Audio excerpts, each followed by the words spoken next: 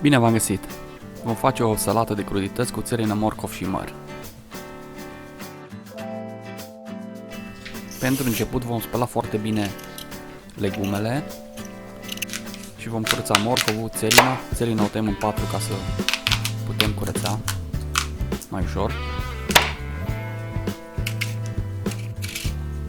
Îndepărtăm toată coaja cu mare grijă. Este foarte important să începem cu morcovul. Îl dăm pe răzătoare. Apoi îl așezăm într-un bol încăpător.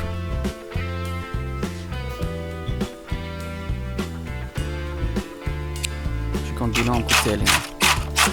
Puteți folosi și un robot de bucătărie sau o răzătoare electrică.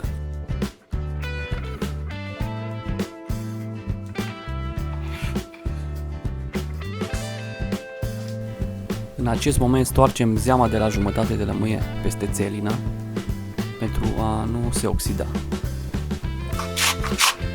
Dăm 2 mere sau chiar 3 pe răzătoarea mare. Le punem și pe ele în bol peste celelalte legume și stoarcem zeama de la cealaltă jumătate de lămâie pentru a nu se oxida nici mărul. Asezonăm cu sare și piper. Punem puțin ulei de măsline extra virgin și amestecăm foarte bine. Aceasta a fost salata simplă de crudități cu măr, țelină și morcov.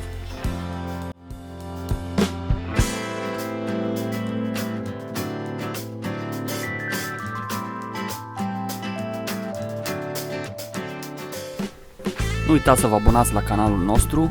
Ne vedem în curând cu o nouă rețetă. Poftă bună!